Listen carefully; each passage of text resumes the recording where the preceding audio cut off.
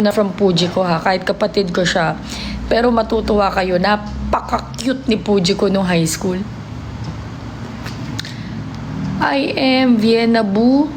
Paano mo po naging tita sila? Paano po naging tita nila Sir Gavin, si Ate Jiko? Kasi nga po, magpinsang buo na kami nung mama ni Mama Beth. So, pamangkin namin sila. Maymun. Hayaan na natin siya, Maymun. At least napansin na natin. Masakit to. Sabi ni Mimi Rose, masakit nga. Masakit yung elastic. Kaya nga, dapat ang instruction sa akin sa morning at saka sa night. Kaya lang kasi nagtratrabaho ko sa morning. Hindi ko talaga matiis ng meron sa morning. Sa night lang. Pasaway ako yung sasabihin. Miss Kim, at saka sa mga tumitingin po ng comment, I don't wanna disclose any information aside from my own, my personal information or dun sa family ko, kay Fujiko, but not to anyone.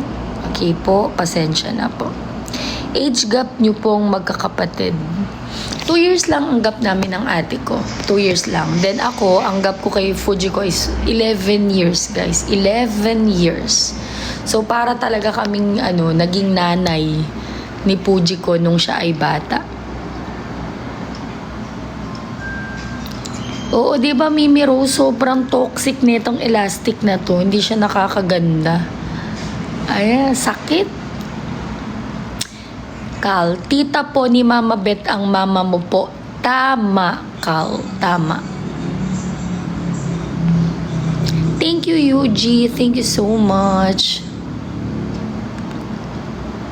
Ako ay 36. So, minus 11. Yun yung age niya. Do the math, guys. 35 ba siya or what? Si Ma'am KitKat. Hi, Ma'am KitKat. Thank you sa padala mo. Ang dami mong padala. Actually, ito, ang tawag dito, nakapatong yung phone ko sa padala ni Ma'am KitKat.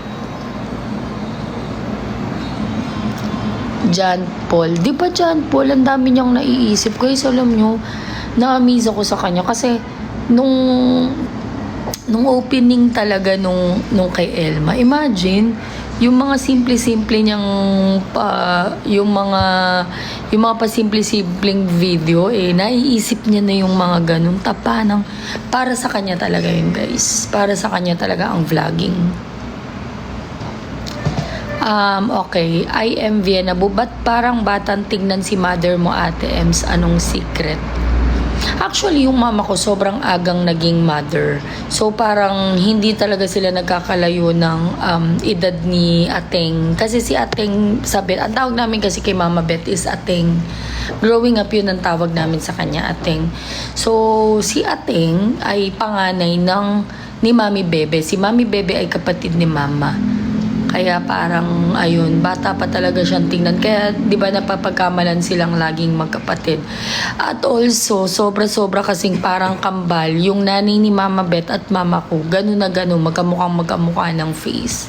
Thank you, Mr. A. Sian, may naging BF po ba si Jiko dati? Ask her, guys. Hi, Mr. A.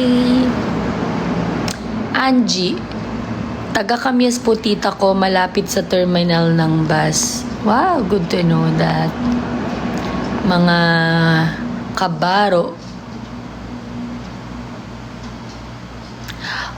Yung katuwa naman tong si Ili. Sabi niya, first time ko nakita si Fujiko sa TikTok somewhere. Grabe, hinanap ko na lahat ng account niya. I love her. Thank you so much po. Ang sarap-sarap naman pong magbasa ng mga ganitong comment. Ilang taon na po ba si Fujiko? Then for sure, siya ay mas matanda kay Fujiko. Baka nasa 28 na siya, 27. Di ko sure, guys, eh.